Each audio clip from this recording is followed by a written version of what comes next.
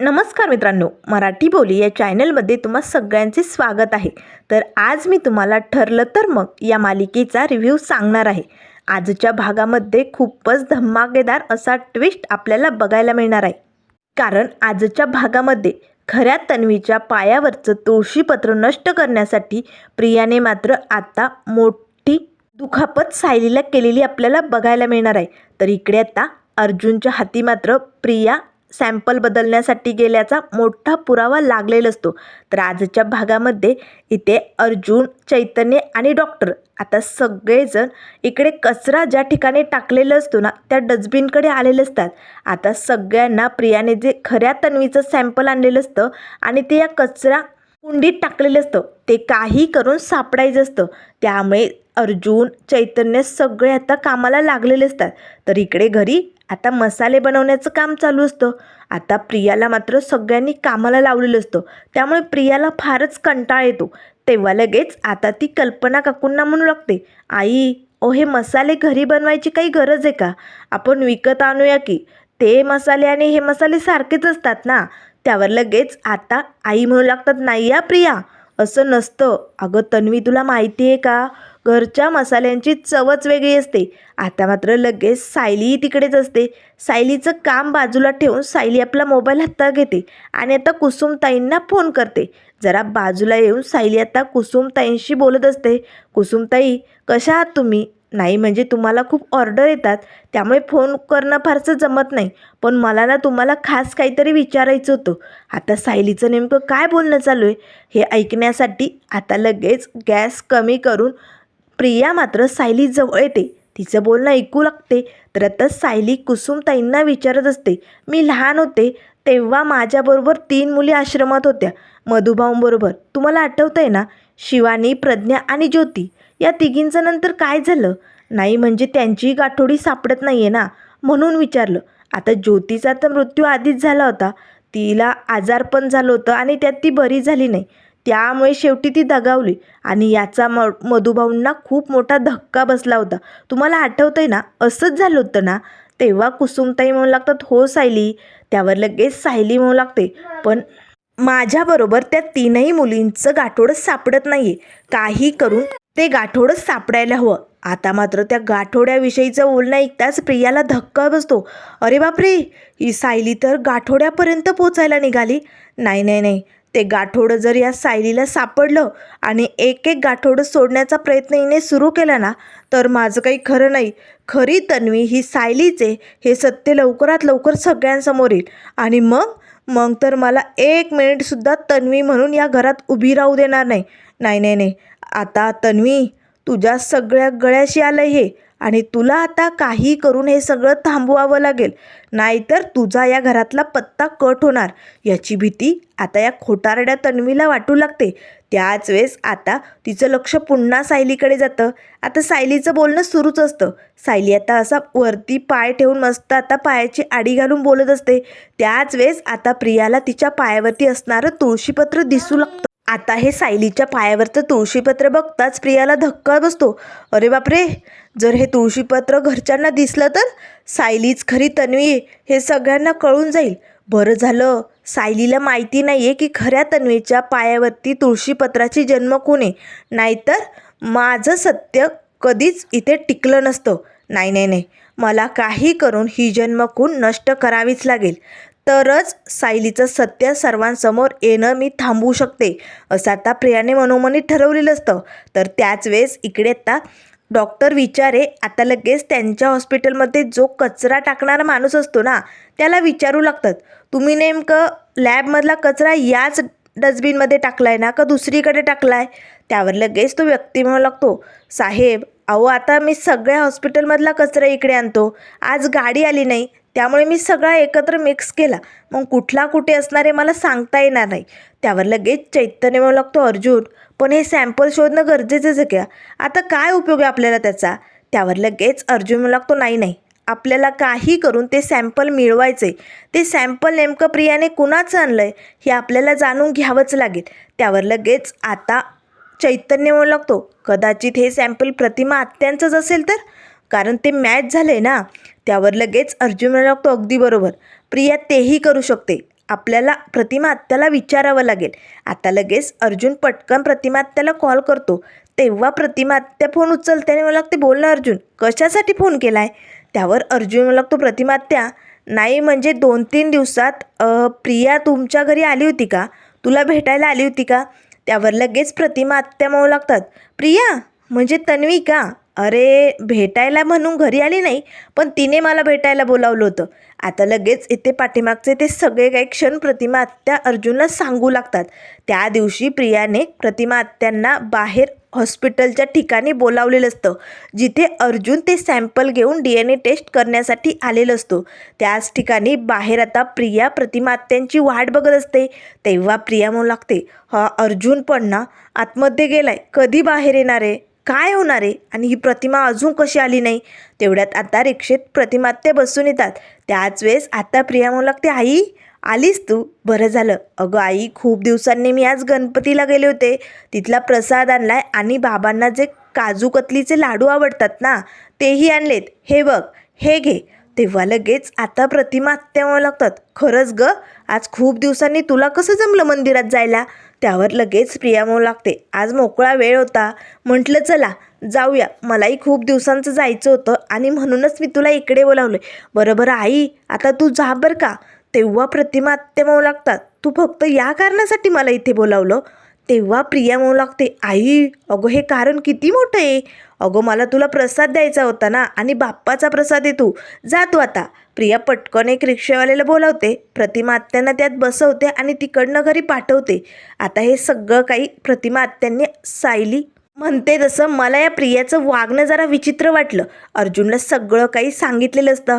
तेव्हा अर्जुन लागतो, असं झालं होय, बरोबर प्रतिमा आत्या, ठीक आहे, मी फोन ठेवतो. त्याच वेळेस आता चैतन्य विचारू लागतो, काय झालं अर्जुन? तेव्हा अर्जुन म्हणू लागतो, आता प्रतिमा आत्यांनी सांगितल्याप्रमाणे प्रियाचं आणि त्यांचं असं जवळीकचं काहीतरी झालेलं नाही. कारण प्रियाने मिठी मारली किंवा प्रतिमा आत्यांच्या केसांना हात लावला, असं काहीच घडलेलं नाही. याचा अर्थ हे सॅम्पल प्रतिमा आत्यांचं नव्हतंच. म्हणजे याचा अर्थ हे सॅम्पल खऱ्या तन्वीचं होतं आणि खरी तन्वी कोण आहे हे या प्रियाला माहिती आहे. तेव्हा चैतन्य म्हणू लागतो, काय म्हणजे प्रतिमा आत्यांच्या DNA टेस्टचं सॅम्पल खऱ्या तन्वीशी जुळलं आणि ते मॅच झालं आहे, म्हणजे खरी तन्वी कोण आहे हे प्रियाला माहिती आहे. त्यावर लगेच अर्जुन म्हणू लागतो, हो थांब, आपण डॉक्टर साहेबांना विचारूया. तेव्हा लगेच अर्जुन तो डॉक्टरांजवळ येतो.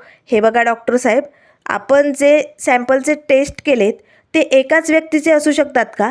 त्यावर डॉक्टर साहेब म्हणू लागतात, हो एकाच व्यक्तीचे सॅम्पल मॅच होतात 100%. त्यावर लगेच अर्जुन म्हणू लागतो, आणि आईचं आणि मुलीचं सॅम्पल किती टक्के मॅच होऊ शकतं? त्यावर लगेच डॉक्टर म्हणू लागतात, आईचं आणि मुलीचं 50%.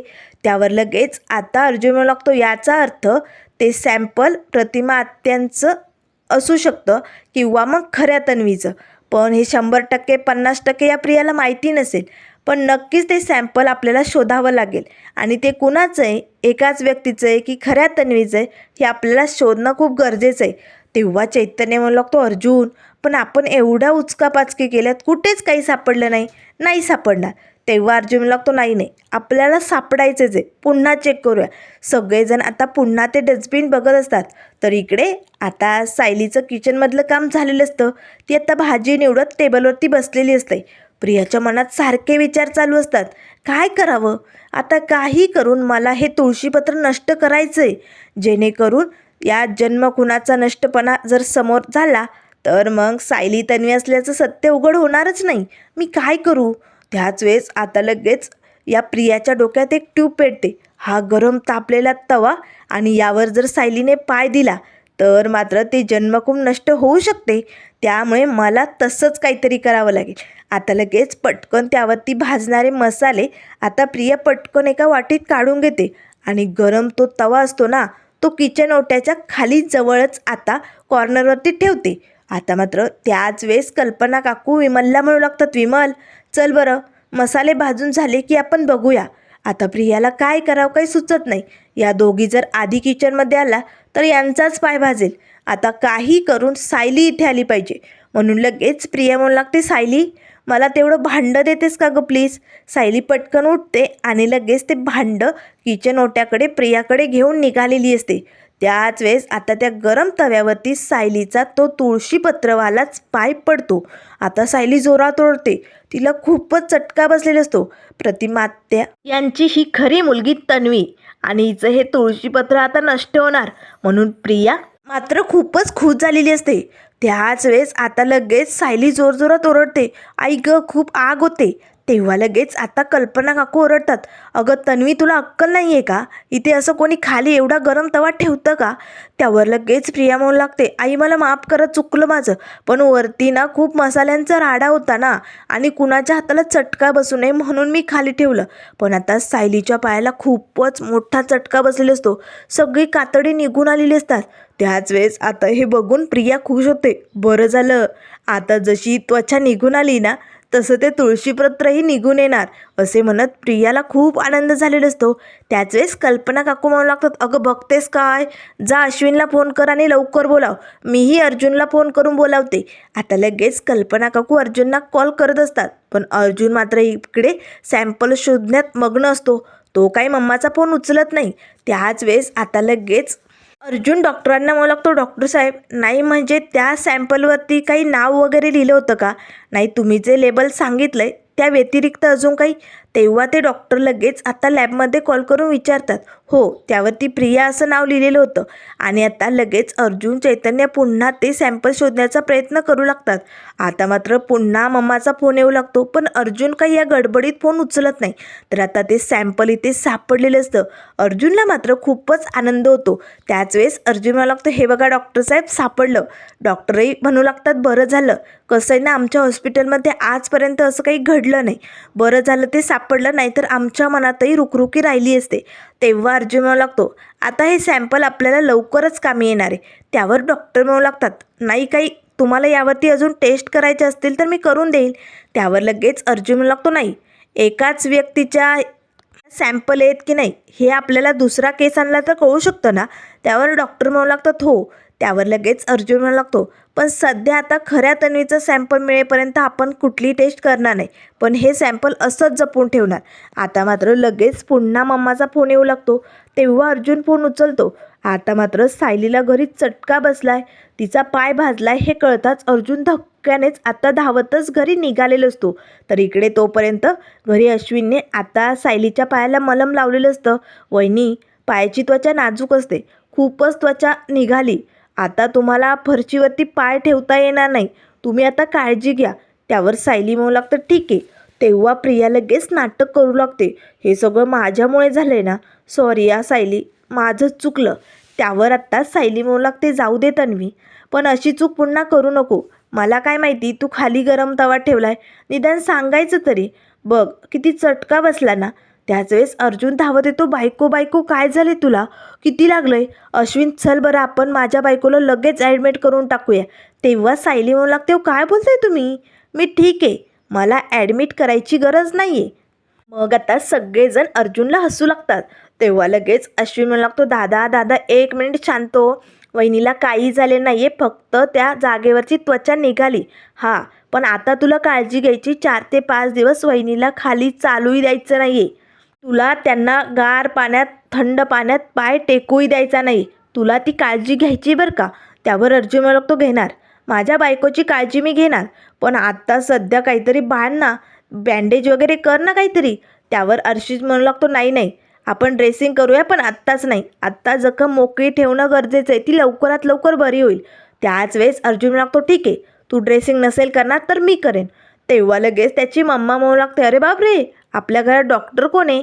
त्यावर अर्जुन म्हणू लागतो, मी डॉक्टर नाही आहे म्हणून काय झालं, मी नवरा आहे ना, माझ्या बायकोची मी काळजी घेणार, चला आता रूममध्ये आराम करायचा.